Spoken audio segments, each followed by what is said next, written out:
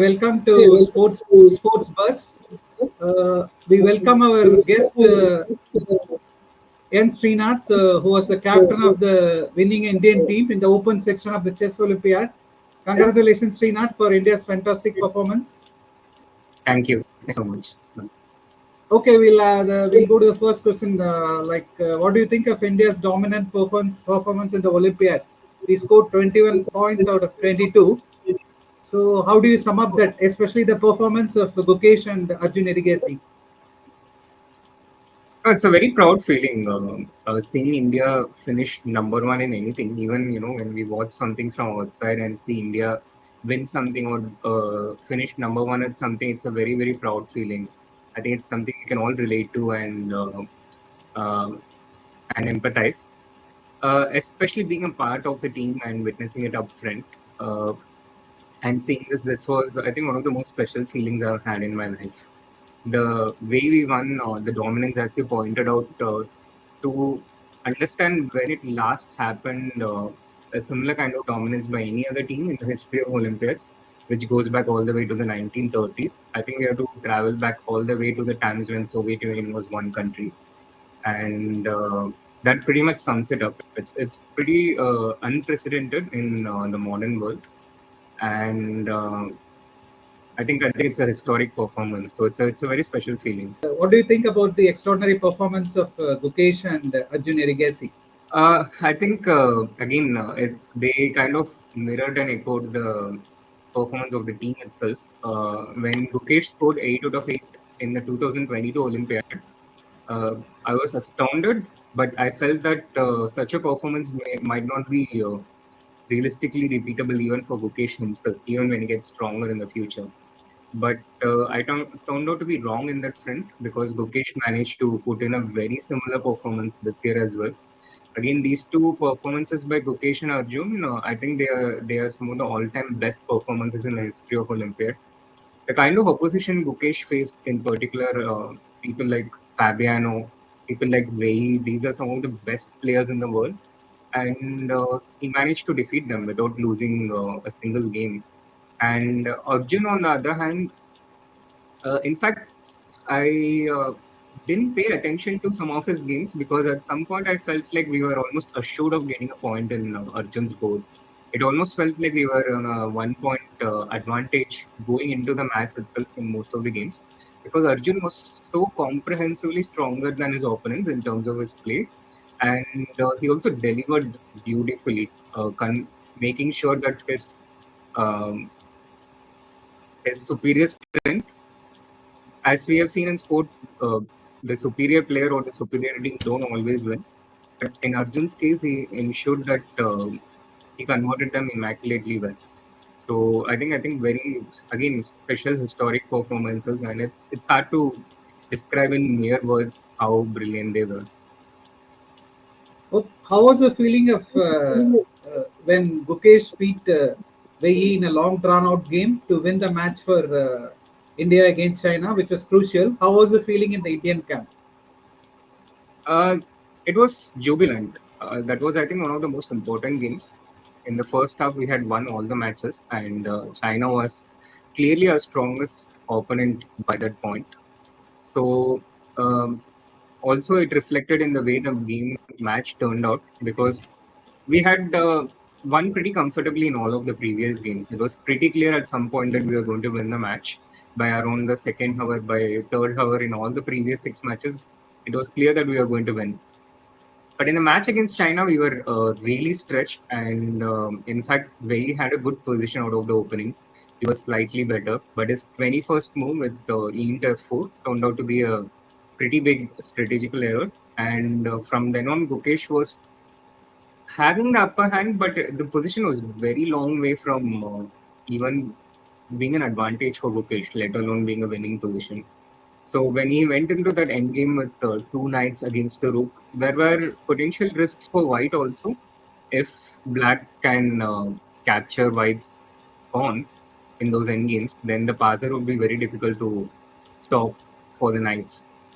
But Gukesh saw deeper than everyone else. He evaluated it better than everyone else, and that is the kind of thing which is required to defeat a player of Wei's class, a world number, one of the players in the world top 7. Uh, by the time Wei or others could realize what was happening, it was too late to already stop the danger. So we were really excited and happy with that win because that was one of the confirmations that we were clearly the strongest team in the Olympiad in this edition. Okay, within Gujarati, Ranganathan and Harikrishna played the supporting role to perfection. So, how do you summarize the performances? Uh, yeah, in general, in a team tournament like Olympiad, it's unrealistic to expect everyone being in their best form. In fact, usually it so happens that one or two players are generally out of form, while one or two players are in excellent form. And the people who play well, they pull the team forward while the others play supporting roles. This is how it normally goes. But this Olympiad was a little bit different and special in the fact that two of them, Gukesh and Arjun, were in superhuman form. And the others, like Prag, Vidit, and Hare Krishna, they were also pretty excellent. Their performance ratings were still well above 2700, which would be considered as a very high level performance in general. It was just so that they were in a team with both Arjun and Gukesh performing at 3000 rating performance that the 2700 looked a bit smaller in comparison. But if we look at it independently and take it out, I think their performances were also uh, at a pretty high level, well above a rating performance of 2700. And in fact, Vidit was also in contention for winning a gold medal until the very last round. If he had won the last round, he would have probably won it on his board, which sums up how well he played in the tournament. What do you think of the impact of GCL on chess? The impact of GCR launches, it remains to be seen. I think it's the early days. As with anything new, we are excited to see it happen. We had the first edition last year, and it was a completely new format. The second edition this year, and it's exciting as it is with anything new that comes up. But as for how it translates to actual impact, that remains to be seen. And I think we'll only know in the future if DCL manages to uh, change the spectator experience significantly, or uh, if we need to, do something more or something different to make that happen. But I would say it's a very exciting, new, and welcome format in the world of chess. And we will look to give it all the possible support from the chess world in order to try and make it successful. Being the captain of Mumbai Masters, how was your experience in the second edition in London? Second edition of So GCL it in was London. I must say it was a bit haphazard, the organization of GCL from the um perspective of a team captain or from the perspective of a team participant. It was a bit haphazard in the sense that there was a big change in rules in terms of not having increment, which was a change from the last year. And firstly, this was something which was updated after the teams made their retentions. So by the time the teams knew about the format change, a lot of teams were set in the players they had. And for our team, we had actually retained 5 of the 6, the maximum possible retentions. And then there was a change in the form, which is I think not ideal. In chess, we are used to knowing the rules first before the game starts, and here things were, you know, uh, changed a little bit after the decisions were made.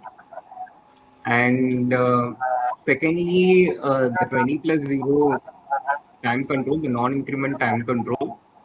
There is a lot of, I think, practical teething issues to improve upon. Firstly, there's a lot of ambiguity in certain rules for games without non-increment. where the decision rests solely on the arbiter, which is which is a little too much power vested on one person. The arbiter can literally decide if the game is to be declared drawn or the game should continue when one of the players is low on time and claims for non-increment. And this is just so ambiguous. There's no clarity on which positions this can be done, which positions it cannot be done, uh, which shouldn't be the case with rules in general. So I think these two factors kind of mar the experience from a team perspective a bit. But having said that, when someone tries something new, then it's also understandable that problems crop up, and many times the problems are unforeseen, so we're not prepared with solutions.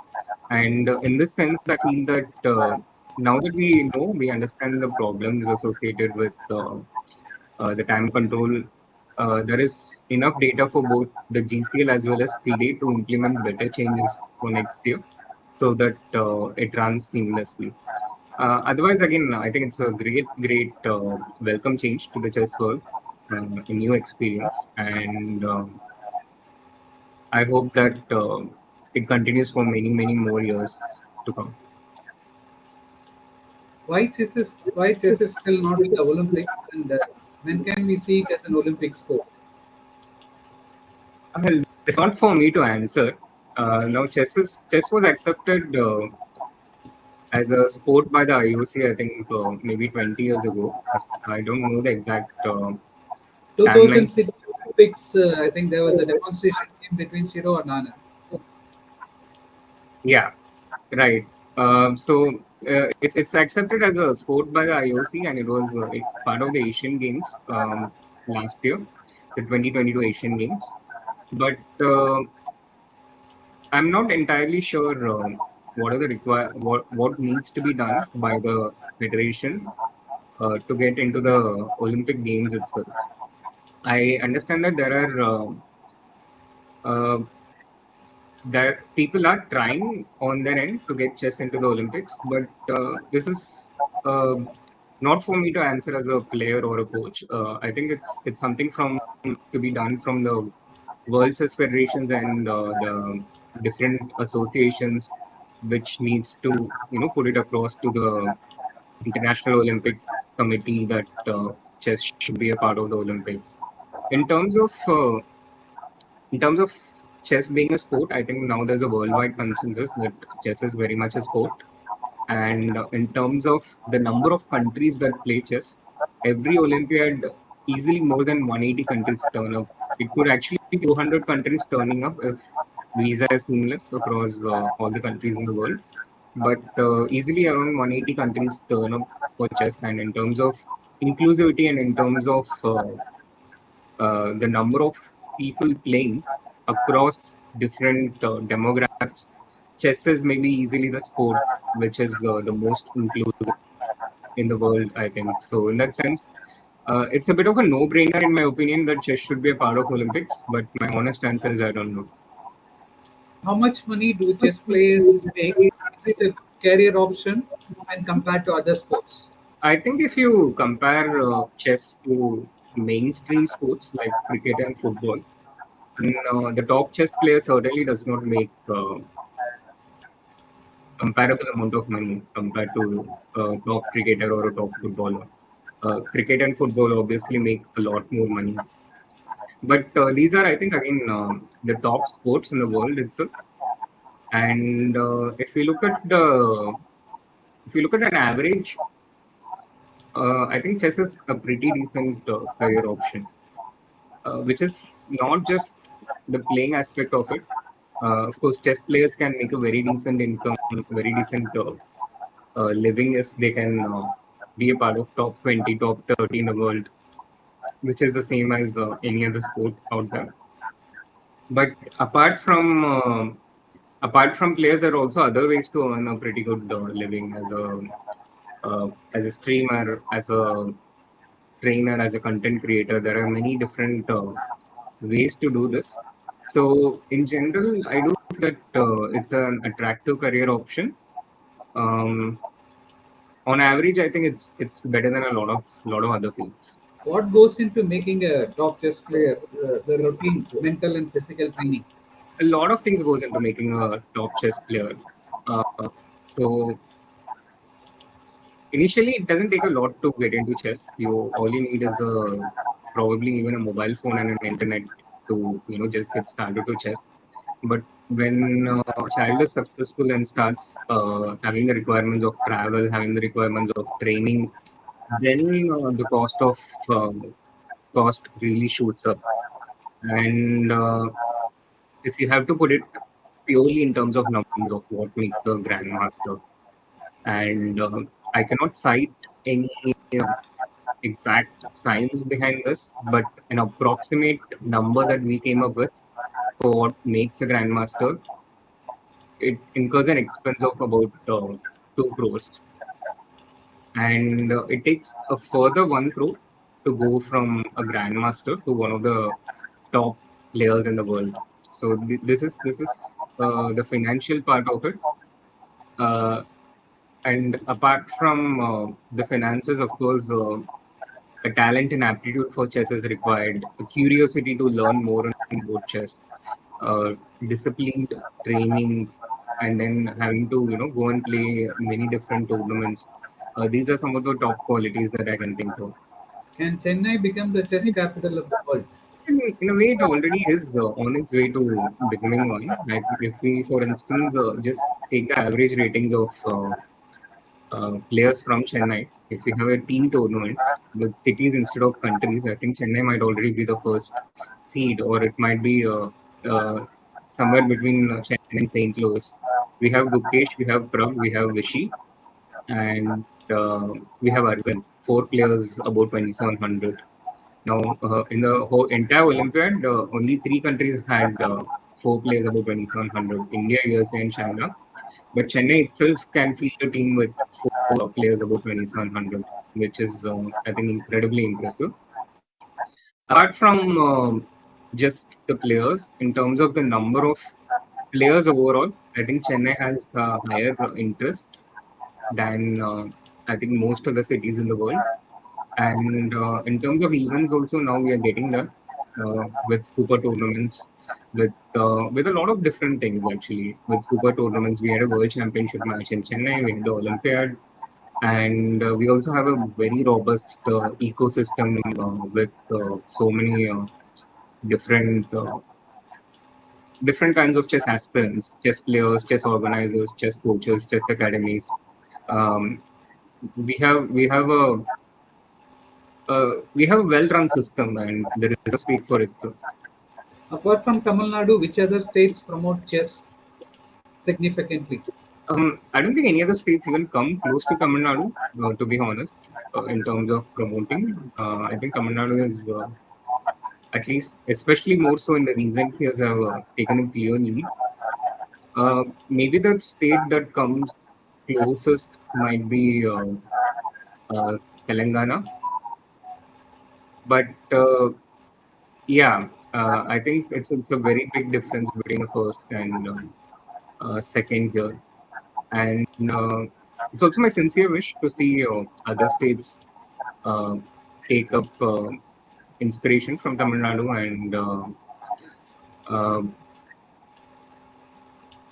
and also come up with more support, because it's certainly it's also, I would say, it's not just the support, but also I would say it's an investment of sorts. And with chess, you can be sure that you'll get good returns, because like I recently said somewhere, if you invest in Indian chess, it's a pretty safe bet that you'll be part of the winning team.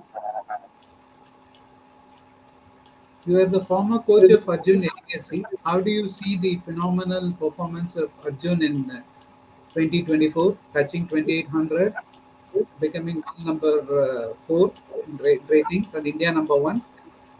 So you know about him very well. So what do you think is what do you think is the reason for his phenomenal rise? Uh, I think there's no specific reason as such.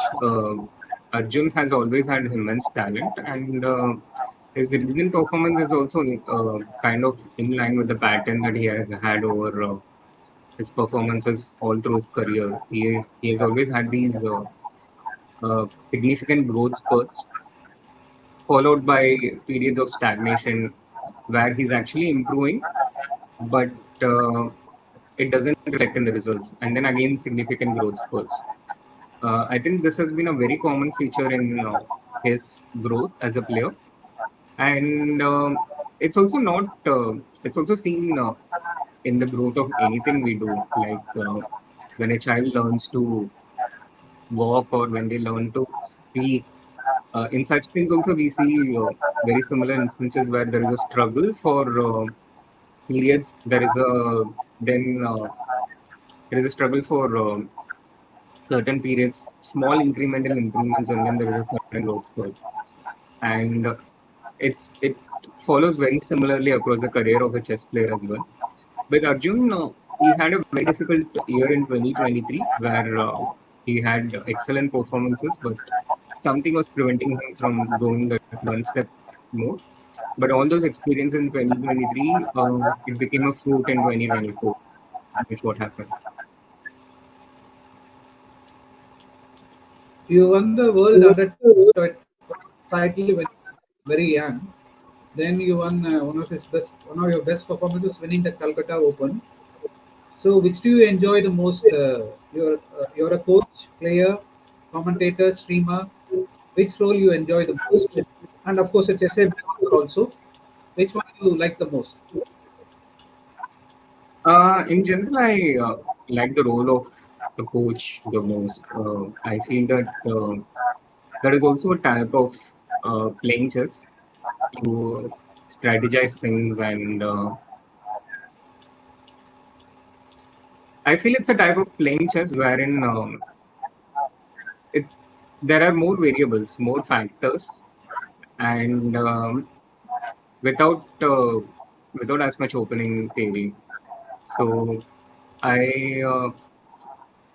it was one of the reasons that I moved on to coaching, that I enjoyed coaching more, and it's also nice that I generally tend to be more successful as a coach than as anything else.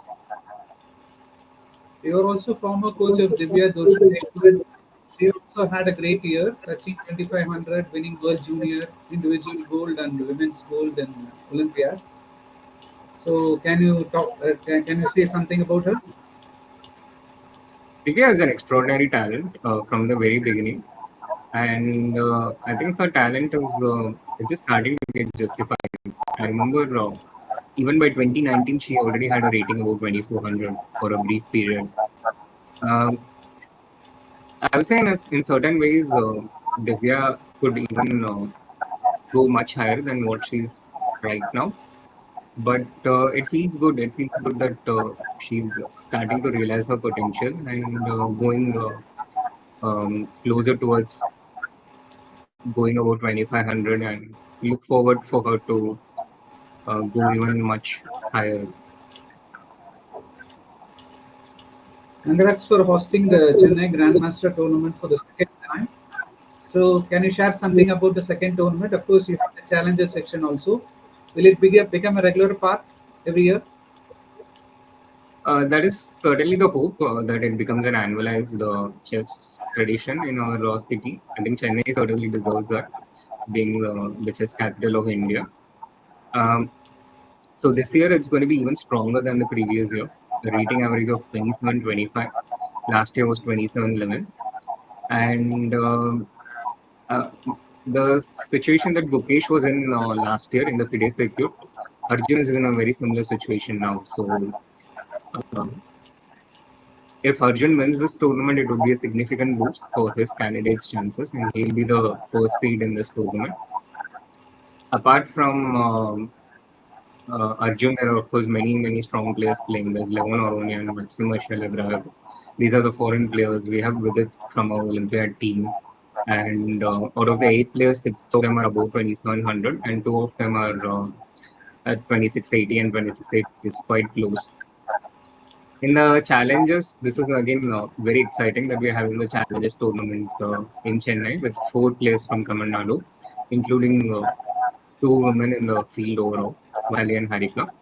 So I feel that this is a very important and major step in giving opportunities to our young talents, the next generation of talents. If you look at the challenges field, I think almost more than half of them are below 20. Very young players who will be playing. Some of them might be playing a tournament of this stature for the first time in their lives.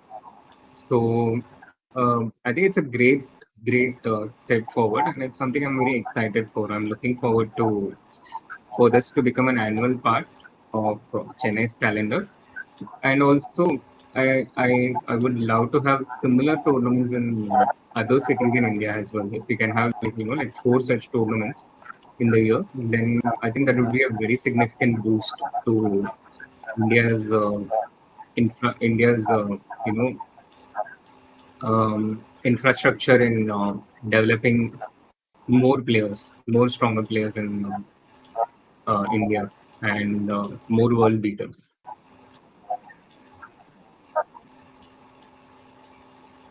On the support of Tamil Nadu government, they hosted the Chess Olympiad. They hosted the last Chennai Grandmaster tournament.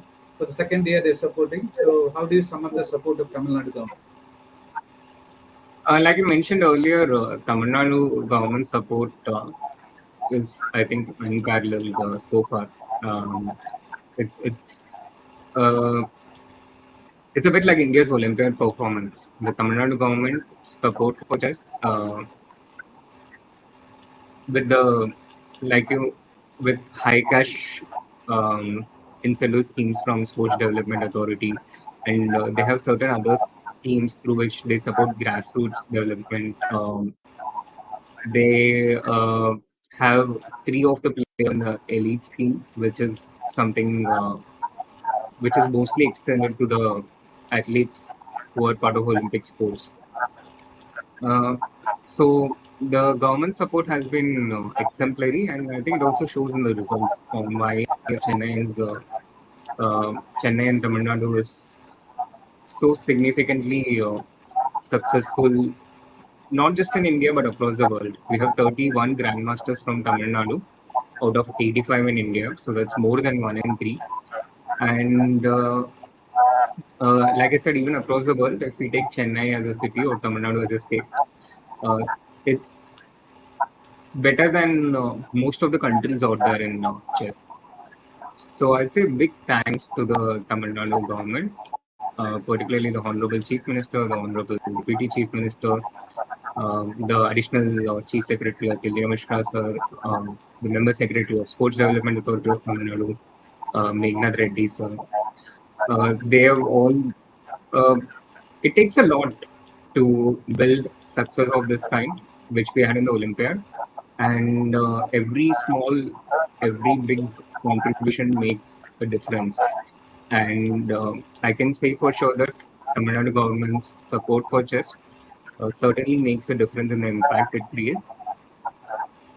To give concrete examples, Tamil Nadu hosting the Olympiad in Chennai gave India the opportunity to field multiple teams apart because India was the host, which allowed the India B team in which Gukesh played. And Gukesh scored 8 out of 8 in that tournament, and that helped us rise into the international level. Then the Chennai Grandmasters in 2023, the first edition, was a very important stepping stone in Gukesh's journey towards being the world champion, towards qualifying to the candidates. And I think we can even go on to say that if the Chennai Grandmasters didn't happen during those dates last year, uh, Gukesh winning the FIDE circuit would have been very difficult, and his qualification in the candidates would have been much more difficult. So that is a direct role in helping Gukesh qualify to the candidates, and now he plays the World Championship match against Ding Legion in Singapore later this month. So the contributions of the Tamil Nadu government towards chess has been immense. Coming to the last question, of course, everybody is predicting Gukesh will win the world championship. because of his fantastic form, and Ding Liren has been struggling this year. So, what is your take on that? How do you see the World Championship going? And Gukesh has certainly been playing a little stronger than Ding in recent times, but Ding is a world champion and he got there by winning the world championship match. So I would estimate it as 60-40 in favor of Gukesh. I think Gukesh is still a favorite, but at around 60% and 40% for Ding.